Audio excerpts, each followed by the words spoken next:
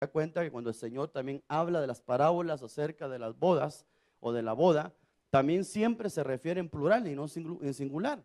Todas las veces que Él habla y pone semejanza acerca de las bodas, siempre habla en plural. En ningún pasaje del Nuevo Testamento, cuando Jesús habla de las bodas, no habla en singular, sino en plural. Y entonces por lo menos encontré en el Nuevo Testamento que aparecen 7 veces las palabras juntas, las bodas, las bodas, las bodas, las bodas, las bodas. Son 7 veces que aparece junto a bodas, aparece las bodas, son 7 veces. Y eso me llama la atención porque también en Apocalipsis, capítulo 1, que usted conoce o lo ha escuchado, capítulo 1 y verso 10, habla de 7 iglesias. Y hoy encontré, repito, no lo pongo acá porque hoy de veras tengo un montón de diapositivas y no quisiera perder el tiempo. Entonces, no es que pierda el tiempo en la Biblia, pues, sino que no podría terminar el tema si me pongo a mostrarle los 7 versículos que hay acerca de que el Señor habla de las bodas. Entonces, solo créame y búsquelos. Amén. Si usted escudriña, búsquelos. Pero dice Apocalipsis capítulo 1 y versículo 10. Y estaba yo en el Espíritu en el día del Señor, y oí tras de mí una gran voz como de sonido de trompeta, que decía: escribe en un libro lo que ves y envíalo a las 7 iglesias, a Éfeso, a Esmirna, a Pérgamo, a Tiatira, a Sardis, a Filadelfia, a la Odisea. Entonces ahí se describe las 7 iglesias. Entonces vemos nosotros que la iglesia está partida, por decirlo de esa manera, en 7 iglesias. La iglesia de Cristo tiene 7 dimensiones. Y hemos explicado que tiene mucho que ver con que en las 7 iglesias está la plenitud, la perfección de la iglesia. Pero insisto que habla de bodas y aquí vemos 7 iglesias. Ahora, fíjese usted que tendríamos que comenzar a entender, por ejemplo, lo que pasa con nuestro patriarca Abraham. ¿Cuántos son hijos de Abraham? ¿Cuántas veces tuvo, o mejor dicho, cuántas esposas o mujeres tuvo Abraham? ¿Tuvo solo una? Bueno, una de la que conocemos como legal, pero realmente tuvo 2 mujeres y tuvo 2 descendencias. Leámoslo para que le pueda ir explicando. Gálatas capítulo 4 y versículo 22. Porque está escrito que Abraham tuvo 2 hijos, y no con la misma, ¿verdad? Abraham tuvo 2 hijos, uno de la sierva y otro de la libre. Pero el hijo de la sierva nació según la carne, y el hijo de la libre por medio de la promesa. Esto contiene una alegoría, es decir, una enseñanza, una parábola. Eso es lo que significa alegoría. Pues estas mujeres son 2 pactos. Uno procede del monte Sinaí, que está engendrado hijos para ser esclavos. Este es Agar. Ahora bien, Agar es el monte Sinaí en Arabia, correspondiente a Jerusalén actual, porque en ella están en esclavitud con sus hijos. Verso 26. Pero Jerusalén de arriba es libre, es libre. Esta es nuestra madre, porque escrito está: regocíjate, oh madre, regocíjate, oh estéril, la que no concebiste, prorrumpid y clama, tú que no tienes dolores de parto, porque más son los hijos de la desolada que los que tienen marido. Entonces, aquí vemos que Abraham le hizo un favor a Dios. No le hizo un favor a Dios. A Dios nadie no necesita que le hagamos favores. Pero no hay casualidades. ¿Sí o no? Mire, pues déjeme explicarle esto. ¿Usted tiene algún pasado que usted se avergüenza de lo que hizo? Solo a mí me pasó eso. Bueno, qué bueno que nadie se avergüenza de nada de lo que ustedes son unos super santos, hermano. Pero voy a dar la oportunidad para que sea sincero. ¿Cuántos tienen un pasado que les avergüenza lo que hicieron? Amén. ¿Sabía usted que tiene un propósito?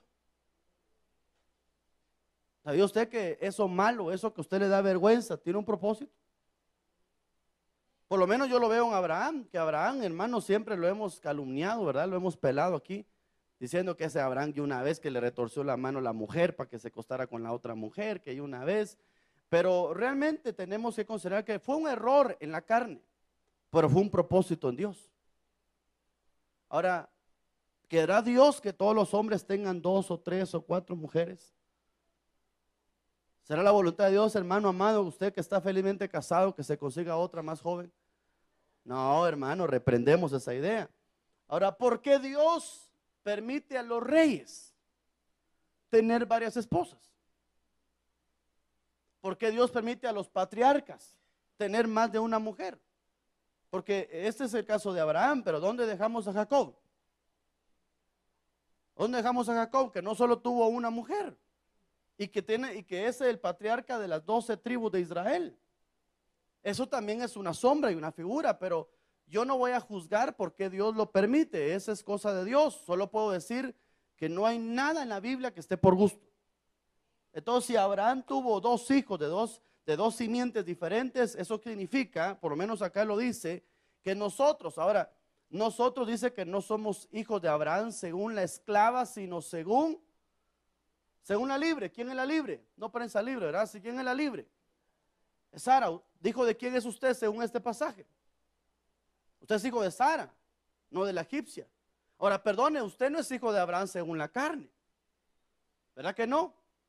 Entonces aquí dice que los hijos de la carne es Israel.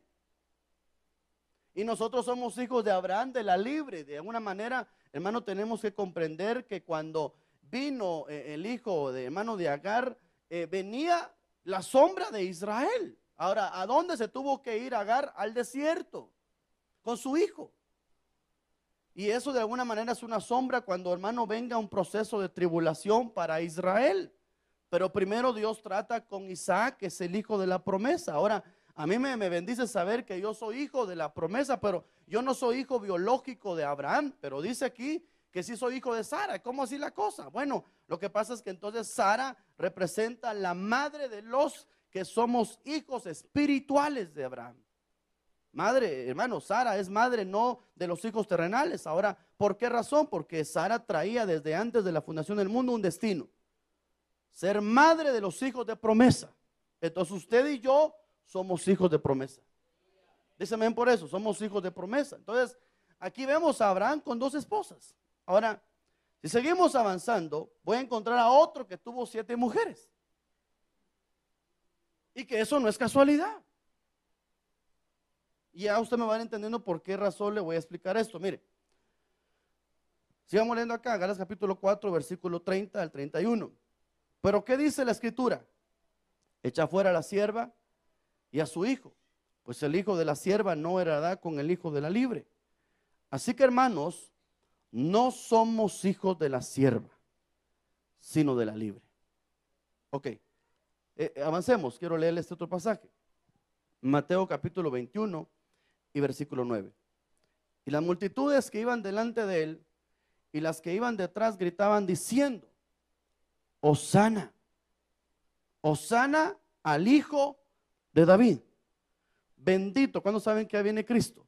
Bendito el que viene en el nombre del Señor, Hosana en las alturas.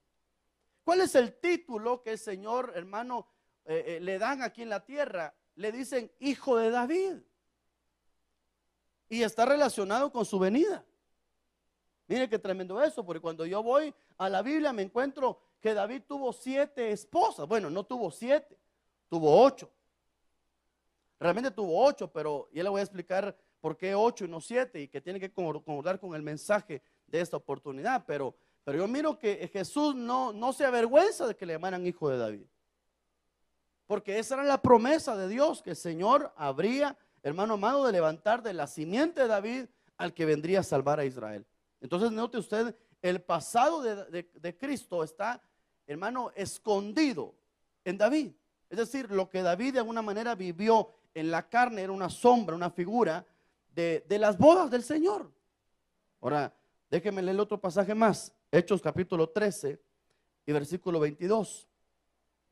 Después de quitarle, les levantó por rey a David, del cual también Dios testificó y dijo: he hallado a David, hijo de Isaí, un hombre conforme a mi corazón, que hará toda mi voluntad. De la descendencia de este, conforme a la promesa, Dios ha dado a Israel. Oiga, ¿quién se lo dio? Dios ha dado a Israel un Salvador, Jesús. después de que Juan predicó antes de su venida un bautismo de arrepentimiento con todo el pueblo de Israel. Entonces, míreme, quiero resaltar muy importante. Viene de una manera escondida la promesa del resucitado de Cristo, viene precisamente para el pueblo de Israel. Y aquí se cumple la primer faceta de las bodas del Cordero cuando vemos, déjeme ver acá, porque aquí dice que vino para Israel, no vino para los gentiles, nosotros éramos gentiles, pero vino para Israel. La primera esposa que aparece de David, dice 1 Samuel capítulo 18 y versículo 20. Y Mical, otra hija de Saúl, amaba a David. Cuando se lo informó a Saúl, el asunto le agradó. Y Saúl dijo, se la daré para que le sirva de lazo y para que la mano de los filisteos sea contra él. Y Saúl pues dijo a David por segunda vez, serás mi yerno hoy. Aleluya. No sé cuántos se hubieran alegrado con esa clase de suegro, hermano.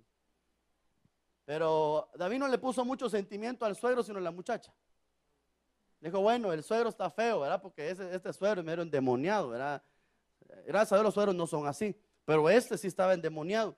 Y entonces le dice de Saúl, mira, te voy a dar por esposa, tu primera esposa va a ser mi hija. Sí, esa mi hija te la voy a dar, pero con el propósito. Ahora, Dios estaba haciendo un propósito ahí, te voy a entregar a mi hija para que te sea lazo. En otras palabras, cuando vemos en el texto anterior, dice que el Señor Jesucristo, figura de Cristo, dice, fue hallado que David era conforme al corazón de Dios. ¿Por qué? Porque dice que de alguna manera venía para salvar a un pueblo llamado Israel. Ahora, ¿qué le iba a hacer Israel? Israel iba a ser un lazo. Israel tenía un propósito, hermano amado, que tenía que de alguna manera cumplirse, que Saúl le entrega a su hija para que David solamente sufra con esa mujer. Entonces, cuando yo miro a Cristo en Juan capítulo 1, versículo 11, se cumple esto. Cuando dice, a los suyos vino y los suyos no le recibieron, pero a todos los que le recibieron les dio derecho de llegar a ser hijos de Dios, es decir, a los que creen en su nombre, que no nacieron de sangre ni de voluntad de la carne ni de la voluntad del hombre, sino de Dios. En otras palabras, vino a los hijos terrenales. Y los hijos terrenales fue la primera, hermano, evidencia de la primera esposa de David, que solo serviría para traerle problemas, para entregarlo, para traicionarlo. Por eso miro Mateo, por ejemplo, capítulo 16. Voy rápido porque tengo muchas cosas que explicarle todavía. Mateo capítulo 16 y verso 21. Desde entonces Jesucristo comenzó a declarar a sus discípulos que debía ir a Jerusalén y sufrir muchas cosas de parte de los ancianos y de los principales sacerdotes y de los escribas, y ser muerto y resucitar al tercer día. Entonces, ¿para qué le sirvió a Jesús a Israel? Para que fuera lazo. Hermano, no pudo disfrutar su matrimonio David con Mical, ¿sí o no? No le disfrutó. Porque hermano, esta mujer Mical representa al pueblo de Israel, que lo iba a traicionar. Por eso vemos las actitudes de Mical de traidora con David. No apoya a David de ninguna manera. Entonces mire usted cómo se cumple que la primera esposa de David, por eso le decía que son 8, pero la número 8 es Israel y las otras 7 somos nosotros, las que están escondidas en Apocalipsis. ¿Me voy a entender? La número 8 es esta, que es la primera, es Israel. Por eso le miramos a David 8 esposas. La primera, repito, es Israel. Pero las que están profetizadas en Apocalipsis son para los gentiles, que de alguna manera estamos metidos en Cristo y que somos parte de esas 7 esposas que David tuvo aparte de Mical. Que por cierto que Mical nunca le dio fruto.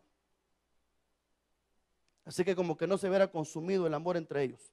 Ahora, ¿qué dice la Biblia respecto a Israel? Romanos capítulo 11 y versículo 1. Entonces, ¿acaso ha desechado Dios a su pueblo? De ningún modo. Porque yo también, dice así como que peleando el ser Israel, ¿verdad? Porque yo también soy israelita, descendiente de Abraham, de la tribu de Benjamín. Dios no ha desechado a su pueblo, habla de Israel. Dios no ha desechado a su pueblo, el cual conoció con anterioridad, es decir, antes que nosotros. ¿O no sabéis que dice la Escritura en el pasaje sobre Elías, cómo suplica a Dios contra Israel?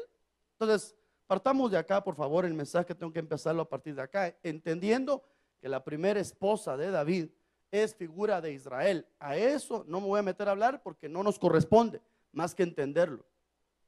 Ahora, lo que sí me corresponde es comenzar a hablar de, bueno, ya dejemos acá, de la segunda esposa de David, que ahí sí estamos nosotros. Primera Samuel capítulo 25 y verso 40. Primera Samuel capítulo 25 y verso 40.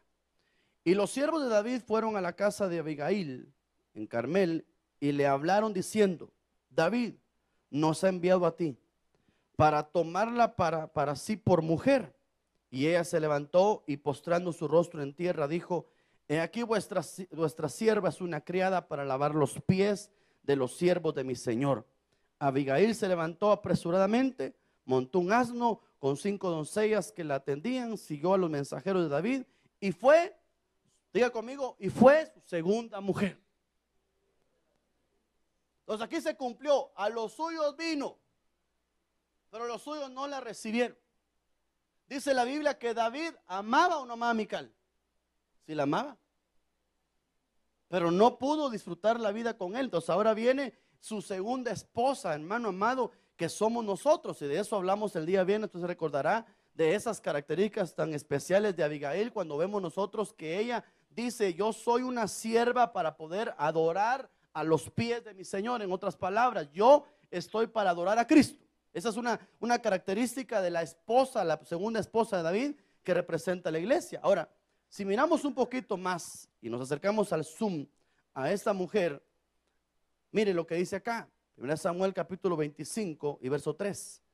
Y el nombre del esposo, ¿verdad?, se llamaba Nabal, y su mujer se llamaba Abigail. Y la mujer era inteligente. Diga conmigo: recibo. Ay Dios, usted es inteligente, ¿verdad? Y la mujer era inteligente y de hermosa apariencia. Pero ese es su marido. No. Pero el hombre era áspero y malo en sus tratos y era calebita. Oiga, por favor, note la característica. Resaltemos esto, por favor. Número 1, es una mujer inteligente, pero una inteligente sufriendo con un bruto. Yo no sé por qué no fue tan inteligente, hermano, para saber con quién casarse. Pero bueno, eso serán otros 20 pesos, otro mensaje para el culto de matrimonio, ¿verdad? Las inteligentes buscando tontos, ¿verdad? Pero está conmigo, por favor. Entonces, mire, esta iglesia es una parte de la iglesia que se casa con el Cordero. Esta iglesia representa, hermano, una iglesia que soporta el sufrimiento, los maltratos. Y que el Señor viene y la rescata de Nabal, que es el hombre grosero, áspero, que la trata mal, pero ella soportó el sufrimiento. Y esta es la iglesia de, hermano, que aparece en Apocalipsis capítulo 2, la iglesia de Éfeso. O sea, es decir, va relacionada la primera esposa, segunda esposa de David, perdón, va relacionada con la iglesia de Éfeso, que es la primera iglesia que aparece en Apocalipsis. Y aquí dice, pues capítulo 2 y versículo 2, yo conozco tus obras, tu obra, tu fatiga, tu perseverancia, y que no puedes soportar a los malos, y que has sometido a prueba los que dicen ser apóstoles y no lo son, los has hallado mentirosos. Tienes perseverancia. Oiga lo que dice: has sufrido por mi nombre y no has desmayado. Entonces la primera iglesia que se casa con David, esa es la iglesia de los gentiles, la primera iglesia, aunque según en el orden cronológico, ya le expliqué a usted eso, pero la primera iglesia, que es Abigail, tiene una característica muy importante por la cual David se casa con ella. Cuando David se entera de que el hombre que tenía, que estaba con Abigail, era duro, era áspero, dice: yo te he escogido porque sé que has sufrido. Entonces la iglesia, amado hermano, que se va a casar es una iglesia que ha soportado el sufrimiento y que no ha desmayado. Ahora, hermano amado, yo no miro que Abigail le haya dado chicharrón a su marido, hermano. No le haya dado un bocado como a los chuchos, ¿verdad? Que le dé un poco de carne y un poco de chai revuelto para que se muera ese ingrato. No, sino que ella fue inteligente, porque ella esperó en Dios. En medio de su sufrimiento esperó en Dios. Entonces la iglesia de Éfeso, igual a la iglesia de Abigail, es la iglesia perseverante en medio del sufrimiento. Entonces si el Señor se casa 7 veces, por decirlo de esa manera, simbólicamente hablando, si el Señor se casa, la primera vez que se va a casar con una iglesia que soporta el sufrimiento. Ahora mire qué dice sobre el sufrimiento de la Biblia. Primera de Pedro capítulo 5 y versículo 9. Pero resistid, y ahí habla el diablo anteriormente, ¿verdad? Habla del león rugiente, pero dice, pero resistid firmes en la fe, sabiendo que las mismas experiencias de sufrimiento se van cumpliendo en vuestros hermanos en todo tiempo. Y después, óigame, esta es la esperanza para la iglesia que se va a casar. Y después de que haya sufrido un poco de tiempo, el Dios de toda gracia, que os llamó a su gloria eterna en Cristo, Él mismo os perfeccionará, afirmará, fortalecerá y establecerá. Esa es la iglesia que se casa, la iglesia que soporta el sufrimiento. Segunda de Timoteo capítulo 2 y versículo 24. Y el siervo, ¿cuántos siervos de Dios hay aquí? Y el siervo del Señor no debe ser rencilloso, sino amable para con todos, aptos para enseñar y sufrido. ¿Hay un Abigail aquí? ¿Habrá alguien pasando el sufrimiento, sirviéndole a Dios, sufriendo? Pues usted tiene que considerar que el Señor se casa con la primera que soporta el sufrimiento. Sé inteligente y no salga huyendo del sufrimiento. Ahora, fíjese usted que Abigail en hebreo quiere decir mi padre de gozo, pero también se puede traducir como la fuente de toda alegría. Oh, hermano amado, mire qué tremendo. Eso significa que esta primera iglesia, hermano, que se le revela la importancia de casarse con el Cordero, con Cristo, es una iglesia que se le revela la paternidad espiritual. Por eso dice mi padre de gozo, como la fuente de toda alegría. En otras palabras, una iglesia que fue reengendrada por un padre espiritual y que por eso logra poder casarse, más o menos como le pasó a Esther, que Esther era huérfana, pero tenía un tío, y dice que su tío llegó a ser un papel de padre para su vida, de tal manera que ella, no teniendo padre biológico, su tío se convirtió en su padre, y por eso, con los consejos de su padre, es decir, su tío, se logró casar con el rey. Entonces la primera iglesia tiene que pasar por la revelación de la paternidad espiritual. Óigame, de ella se dicen en las escrituras que era poseedora de 2 cualidades muy especiales: de buen entendimiento y hermosa. De la hermosura hablamos el viernes. Ya dijimos que la mujer hermosa, la vanidad, la belleza es vanidad, pero la mujer que teme a Dios, esa será honrada, esa será alabada. Hablamos un poquito de la belleza, pero aquí también dice que una de las virtudes de ella era que tenía buen entendimiento. Entonces la iglesia que se casa, sí es pilas para entender la palabra, porque tiene entendimiento. Ok, avancemos. Tercera esposa, segunda de Samuel capítulo 3 y versículo 5. Y el sexto, el tram de Egla, mujer de David. Esto le nacieron a David en Hebrón. Aquí la esposa es Egla, por si quiere poner un nombre a su hija. Egla. La tercera esposa se llama Egla. Su nombre en hebreo es Egla y significa ternera, hembra, casi becerra, novilla o vaca. Aleluya. Diga conmigo, ¿qué significa eso? ¿Por qué se casó con una vaca David? No, que se casó con una vaca. ¿Por qué es importante los nombres, hermano? ¿Está usted consciente de eso? Porque según la Biblia entendemos que todos los nombres tenían que ver con el momento de su nacimiento. Es decir, cuando los padres ponían un nombre, no agarraban el almanaque como usted. Caralampio, 14 de no sé qué, se llama Caralampio. No, no, no, no, no. Sino que en la Biblia, cuando los padres le daban un nombre a sus hijos, era alguna situación de contorno que estaban experimentando, pasando. Ahora, fíjese usted que cuando yo me doy cuenta el significado en hebreo de Egla, que es la tercera esposa de esta mujer, me doy cuenta que históricamente, ya lo vamos a ver con la Biblia, pero históricamente, antes se hablaba, hermano, en la antigüedad se llamaban novias a las mujeres rebeldes o a las adúlteras.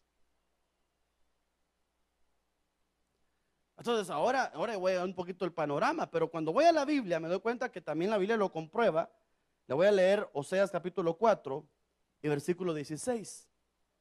Oseas capítulo 4 y verso 16. Puesto que Israel es terco. ¿Aló? Puesto que Israel es terco como una novilla indómita, los pastorará ahora el Señor como un cordero en el campo espacioso. La versión Dios habla hoy dice: Israel es rebelde como una novilla y es arisca. Dígale, no seas arisco, hermano, no seas arisco. Y así los cuidará el Señor en hermosos pastizales, igual que si fueran corderitos. Es decir, va a dejar de ser novilla para ser un corderito, un cordero. Mira esta otra versión.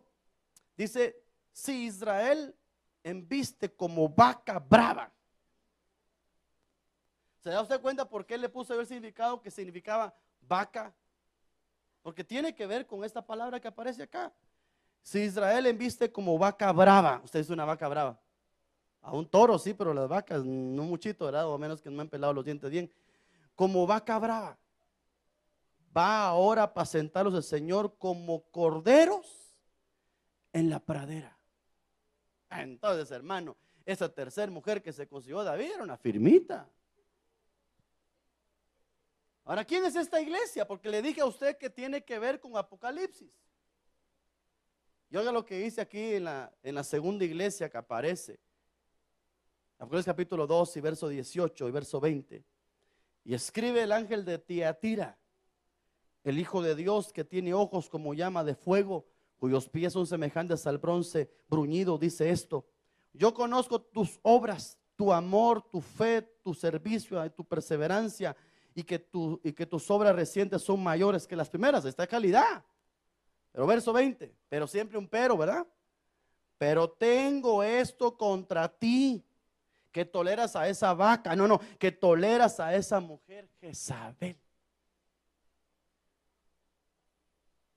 Oiga lo que pasaba en la iglesia de Tiatira, que se dice ser profetisa, es decir, que ni lo es, ella sola se dice que es profetisa, y que enseña y seduce a mis siervos a que cometan actos inmorales y que coman cosas sacrificadas a los ídolos. Entonces note usted, hermano, que esta iglesia que David le hace el favor, porque le hace el favor de casarse, hermano.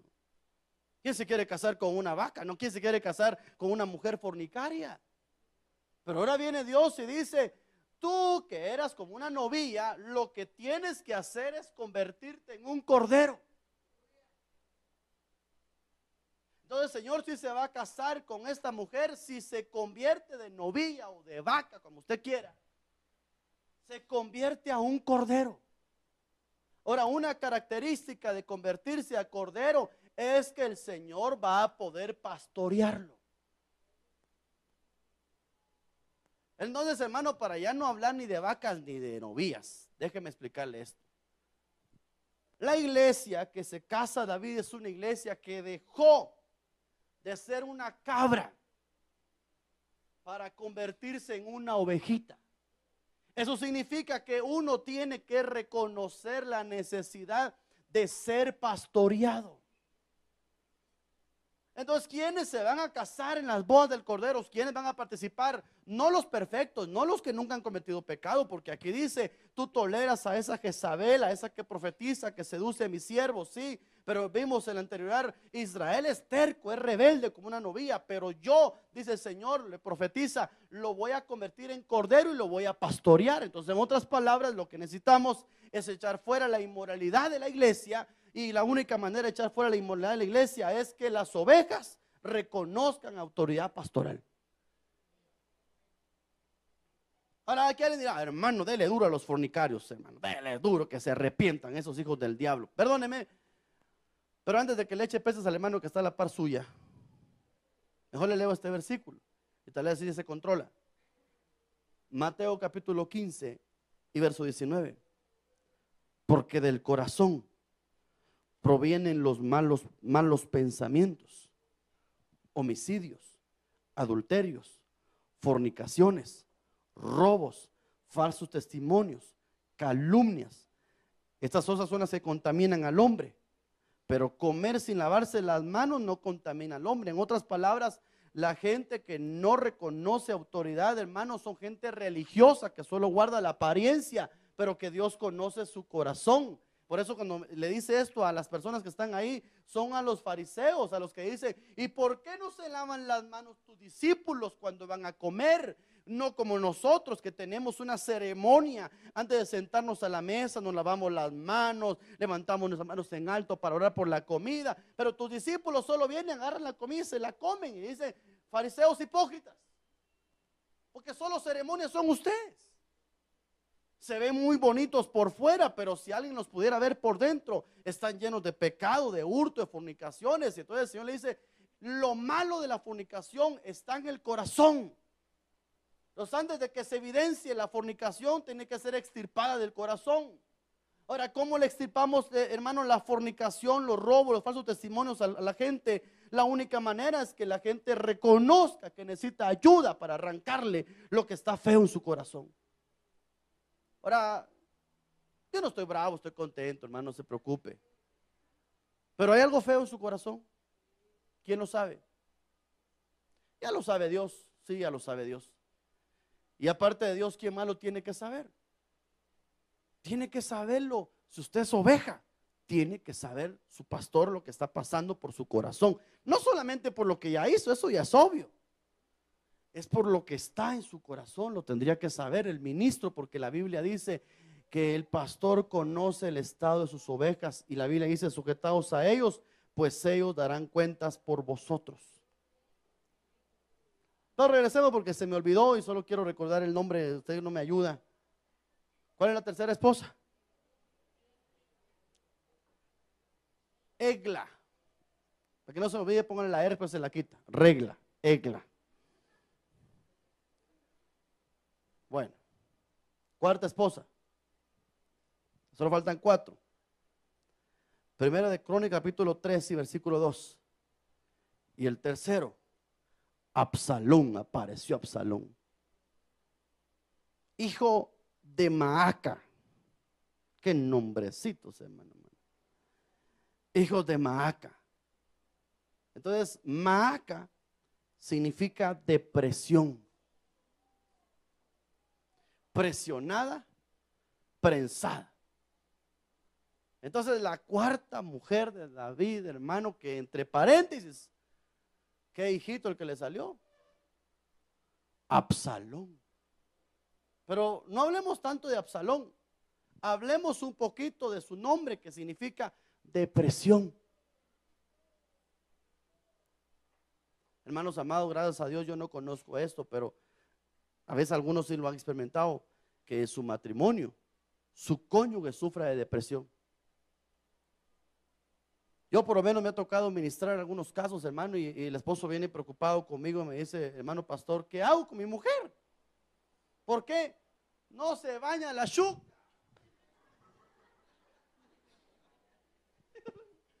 Y a usted le da risa, hermano, pero es que la depresión es terrible. Dice, pero ¿por qué, hermano? Hablemos con él. No sé, hermano, mire. Entonces ya hablamos con la esposa, le decimos, hermano, ¿y por qué chuca? No, hermana, ¿y por qué razón usted está pasando por esta etapa de su vida? Y en conclusión le dicen a uno, es que estoy deprimida. No tengo ganas de nada. De nada. Pero miren, aunque sea por amor a su esposo, pero es que no me dan ganas de nada. Yo lo que quiero es que no salga el sol todos los días. Es más, en mi cuarto yo tengo tapado con doble cortina las ventanas para que a mediodía parezca medianoche. No quiero saber nada de nadie. Ahora, perdóneme, ese matrimonio con una mujer o un hombre deprimido no va a durar mucho tiempo. O se muere primero la que está deprimida, o no aguanta el que está con ella. Entonces ahora mire usted la cuarta esposa. Ahora tenemos que ver en Apocalipsis quién es esta mujer que aparece en Apocalipsis, que es una de las iglesias que el Señor se va a casar. Y oiga lo que dice acá, Apocalipsis capítulo 3 y verso 1. Escribe al ángel en Sardis, el que tiene los 7 espíritus de Dios, las 7 estrellas, dice esto: yo conozco tus obras, que tienen nombre de que vives. Estás muerta. Lo va a parafrasear. ¿Eres cristiano lleno de depresión? ¿Te rodea un espíritu de muerte? Ponte en vela y afirma las cosas que están a punto de morir, porque no las has hallado completas tus obras delante de mi Dios. Acuérdate pues de lo que has recibido y oído, y guárdala, y arrepiéntete. Por tanto, si no velas, vendré como ladrón, y no sabrás a qué hora vendré. Se la pasaba durmiendo. Oye, característica de Sardis: tiene nombre de que vives, pero te la mantienes deprimida. Número 2, ponte en vela. Quiere decir, tú solo te la pasas durmiendo. Si te la pasas durmiendo, ni cuenta te vas a dar cuando vengo yo por ti. Entonces esta cuarta esposa de David tiene que ser liberada, hermano. ¿Aló? Tiene que ser liberada. ¿De qué la liberamos a esa cuarta esposa de David? De la depresión. Con todo respeto le digo, hermano, que es necesario que usted antes de casarse, el Señor la mire liberada. Y entre paréntesis le digo que si usted no vence la depresión, si no sale la liberación, sus frutos no van a ser tan buenos. Porque mire, el resultado de esta Maaca, hermano, es Absalón. Y Absalón es el que se levanta contra su propio padre para quitarle el reino. ¿Por qué? Porque ella lo ministró adecuadamente. Porque ninguna persona bajo estado de depresión va a ministrar bien a sus hijos. Jamás de los jamases. Ahora, que Dios nos guarde, hermano, porque ¿quién no le ha atacado alguna vez la depresión? Tal vez no para que no se bañe, ¿verdad? Pero sí le ha atacado a veces a uno, hermano. Bueno, para no ir tan lejos, o no poner un ejemplo tan humano, sino de alguien tan importante como Jesús. Jesús dijo: mi alma está deprimida hasta el borde de la muerte. Oren por mí. Pero como vamos a liberar a la iglesia que se va a casar, a la Maaca, la vamos a liberar para que se pueda casar bien con David. Ayúdeme por favor en esta oportunidad. Usted va a decir fuera conmigo: espíritu de depresión, fuera. No, usted no quiere ser libre. Espíritu de depresión, fuera. Porque la que se va a casar no puede estar deprimida. Hermano, si está deprimida, está embarazada. Sí, hermano. Yo una vez una boda de una mujer embarazada y no me dijeron. Estaba yo, hermano, y yo miraba que todos pasaban a consolarla a ella. Llegó la mamá, lloraba. Bueno, eso siempre se ve normal, ¿verdad? Que las mamás chillen por sus hijas. Pero estaba chillando. Bueno, ahí pasó la mamá, de ahí pasó la hermana, los sobrinos, los primos, los vecinos, y todos lo sentimos mucho, lo sentimos mucho, lo sentimos mucho. Y lo peor que ella también decía: sí, yo sé. Y entonces a mí ya me dio el don de la sospecha que algo andaba mal, hermano. Porque el único que andaba feliz era el muchacho, solo ella lloraba y lloraba y lloraba. En la foto decía, le ponían el recuerdo de la llorona, decía. Entonces ya me fui de shooter, hermano. Bueno, ni de shooter, porque era mi obligación haberlo hecho tal vez desde antes. ¿Y por qué lloran tanto? Si no es un velorio. Es que ella no quería casarse, pero ya tiene 3 meses.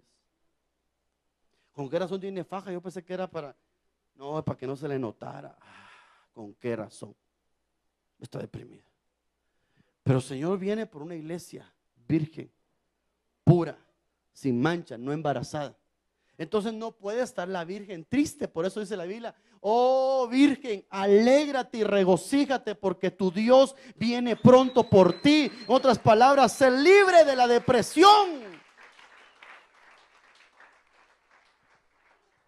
Tiene que liberar. Ahora, aparte de echarle fuera al chamuco de depresión, le quiero unos consejitos.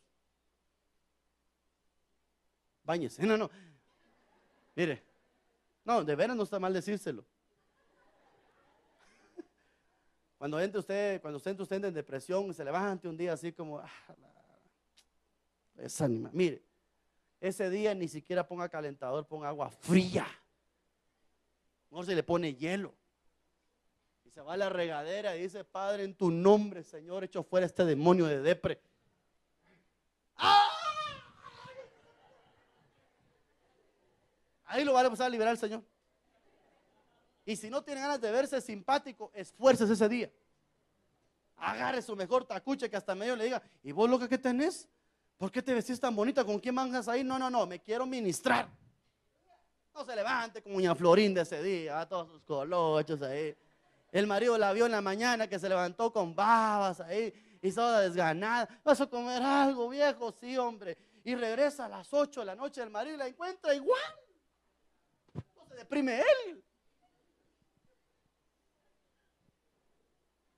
Pero sobre todo, dígale a Dios: Señor, dame el gozo de mi salvación. Señor, rompe esta maldición en mi vida. Señor, yo no quiero vivir bajo este estigma. Yo quiero regocijarme en tu presencia. Yo quiero estar preparada para tu venida. A su nombre, iglesia. Las bodas de Cordero han llegado. Se tiene que preparar la que se va a casar.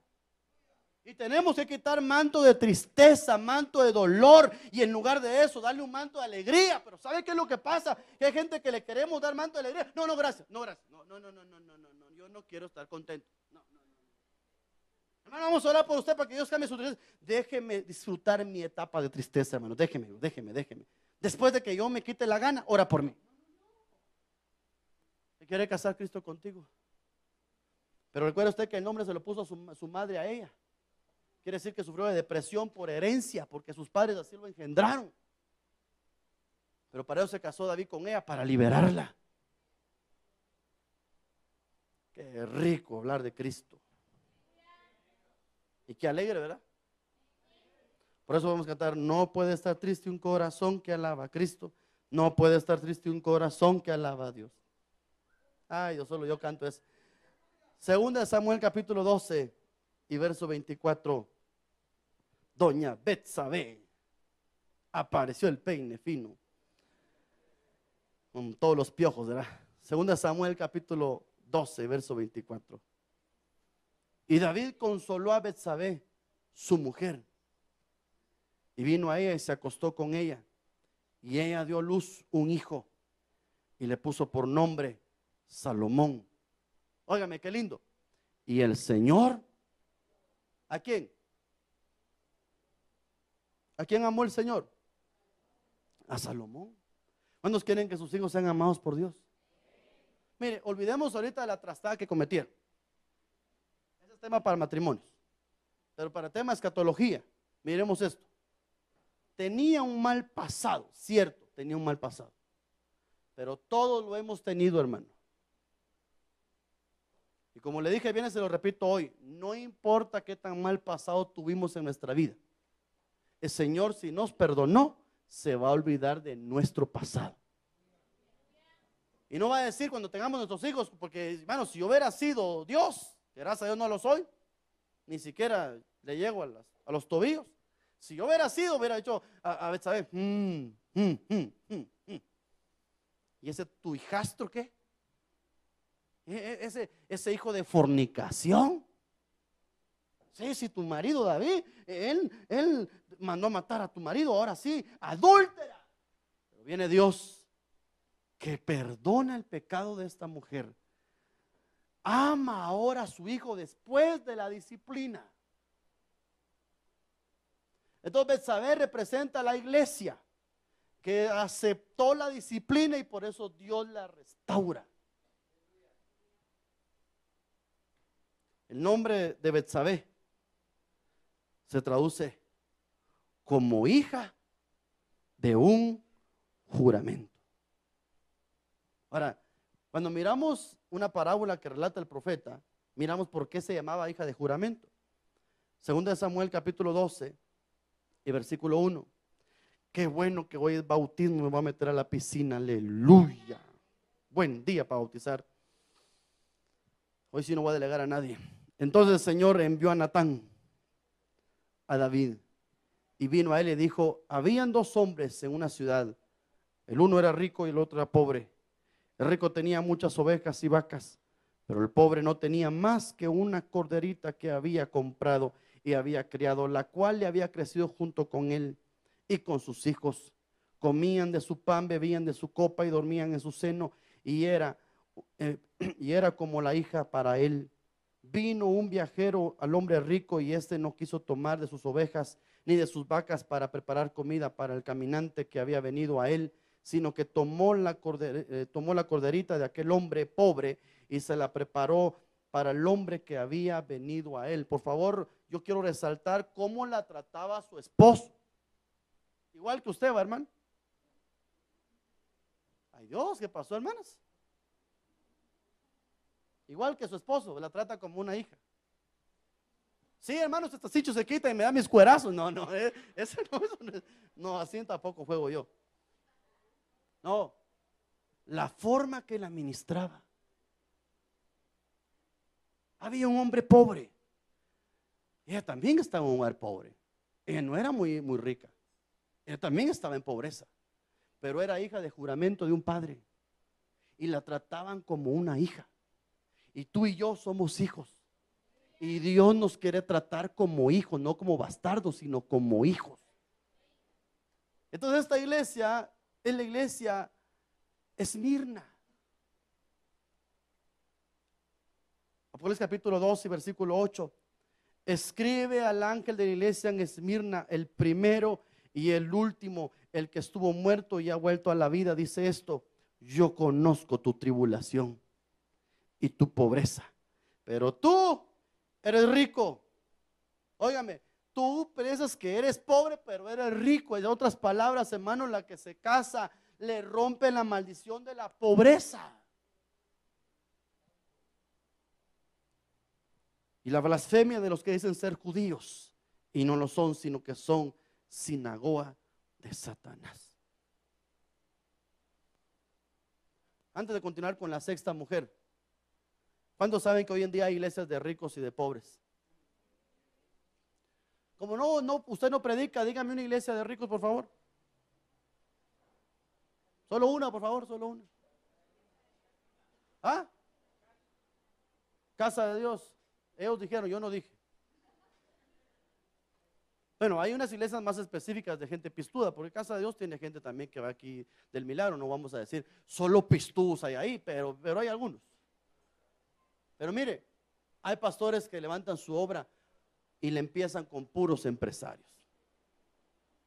Dios me habló, pastor Héctor, que levantaron una obra en Géminis, a un costado de IMAX, hermano. Ahí me habló el Señor: levanta una iglesia, buscando a la gente pistuda. Cuando se convierte uno que diezma a unos 5,000 mensuales, aleluya, Padre, la gloria de Jehová está cayendo en este lugar. Pero se convierte un cuate que no tiene trabajo, Señor, ¿y por qué no te lo llevas allá con el pastor Héctor Dubón, Señor? ¿Para qué tanto problema para nada? Hermano, ¿esta iglesia de qué es?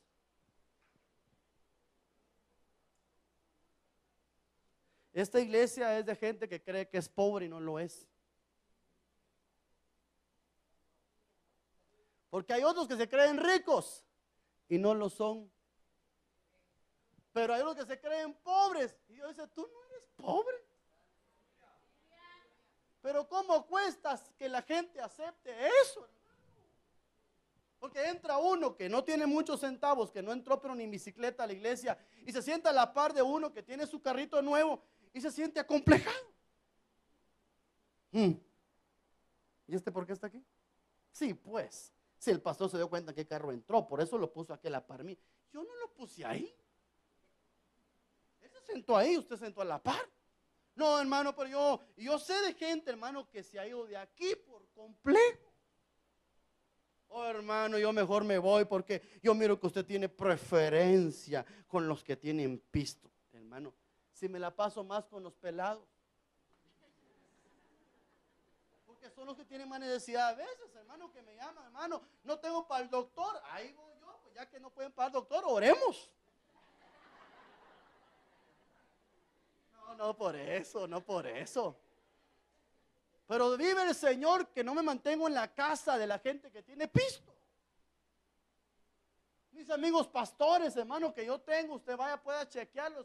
No busco a los pastores con más éxito económicamente. No, hermano, yo me siento con pastores y me hago amigos pastores que son sinceros, honestos, que buscan de Dios de corazón. Esos son mis amigos. Y en las ovejas es lo mismo. Yo no estoy viendo color de billete. Pero hay un montón de gente que sí piensa que uno tiene su mirada puesta en lo material. Y ahí está mi esposa de testigo que no me dejará mentir cómo me preocupo la gente que no tiene trabajo, por la gente que está enferma, por la gente que está pasando una prueba. ¿Cómo nos preocupamos por ellos? No me preocupo yo. Ay, estoy preocupado porque no ha llegado la última vieja más pistuda de la iglesia. Ya no llegó al culto. No, el Señor sabe que yo oro por los que están pasando por tribulación, que creen que son pobres, pero no lo son. No lo son porque tienen a Cristo. Tienen a Cristo. Y yo me niego a que hagamos una iglesia de ricos por allá y de pobres por acá. No, el joven, el anciano, la doncella, todos juntos vamos a cantar al Señor, nos vamos a regocijar. ¿Por qué? Porque se tiene que ministrar eso en el corazón, hermano. A mí Dios ya me liberó de eso. Yo llegué, hermano, llegué con esos complejos. Yo miraba a mi padre espiritual, al apóstol, y miraba a sus ancianos y sus diáconos. Cuando salía del parqueo, me daba cuenta que los ancianos tenían carro y yo no. Y comencé a ver diáconos, tenían carro y yo no. Entonces comencé a sacar mis complejos, ¿verdad? Sí, aquí para ser anciano estoy verde. Aquí para ser diácono, ¿qué? Aquí todos tienen. Lo más gacho es una moto, 25,000 pesos el que tiene aquel. Yo no llego ni a moto. Jamás tendré oportunidad en esta iglesia. Lo que yo no sabía es que después yo fui anciano y ya tenía carro. Pero llegué sin bicicleta. Pero la Biblia dice que Él saca al pobre del polvo, del muladar, y lo hace sentar junto a príncipes de su pueblo. El Señor nos da una oportunidad de ser restaurados.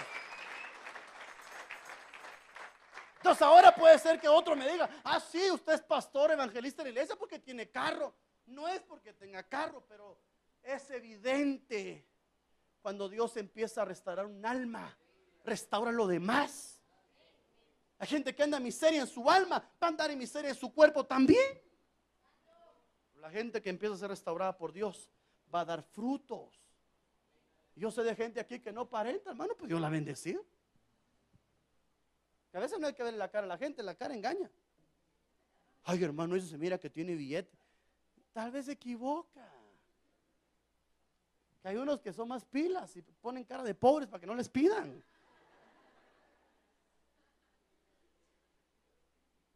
Iglesia Esmirna, tú dices que eres pobre, pero no lo eres. Jesús se va a casar contigo.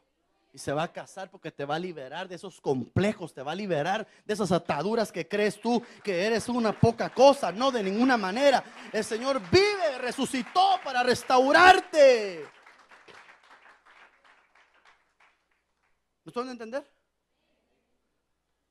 Sexta esposa, 1:00 p.m. Aleluya, buena hora. Solo almorzamos porque no se puede uno sin comer al bautizo. Es pecado entrar a las aguas con el estómago vacío. Otra doctrina del hermano Héctor, ¿verdad?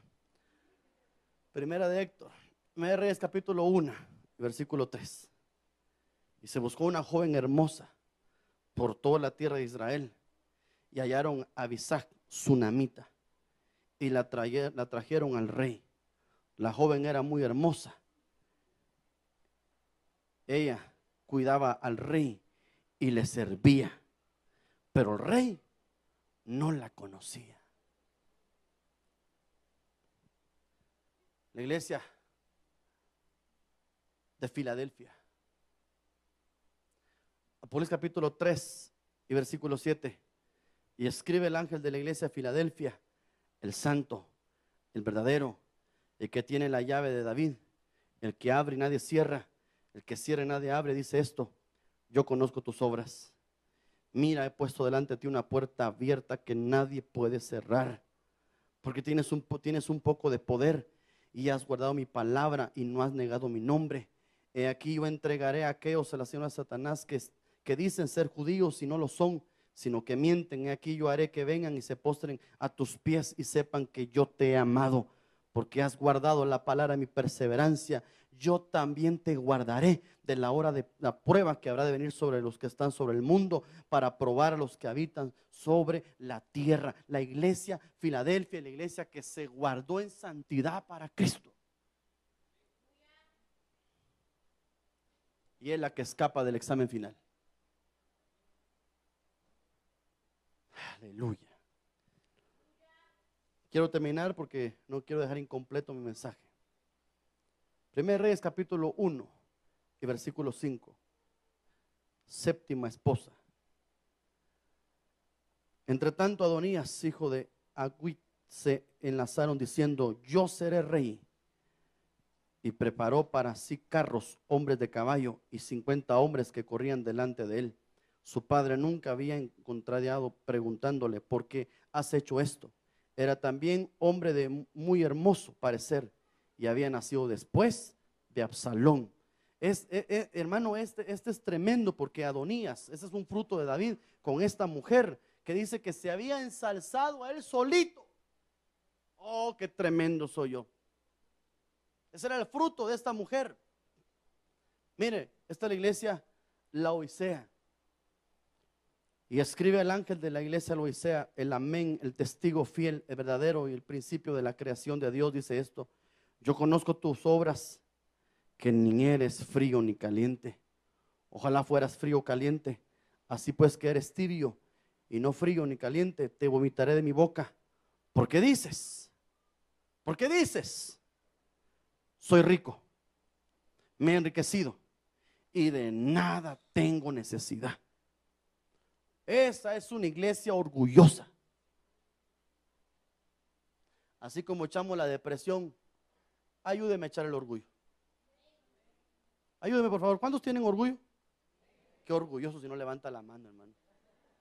¿Cuántos tienen orgullo? Orgullo. Pero no me sale con: ay, yo no soy orgulloso. ¿Qué va a ser? Ese es el primer error que tenemos, hermano, el no reconocer que nos hemos subido nosotros nuestro propio nombre, hermano. Necesitamos reconocer eso. Y terminamos el mensaje con la octava esposa, que es la séptima iglesia, ¿verdad? Espero no haberlo confundido.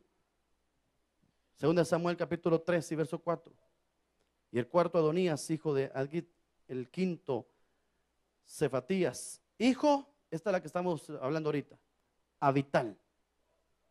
Abital, el nombre hebreo de esta mujer es Abital y significa padre de rocío y frescura o de lluvia. Y esta es la última iglesia, Apocalipsis capítulo 2 y verso 12.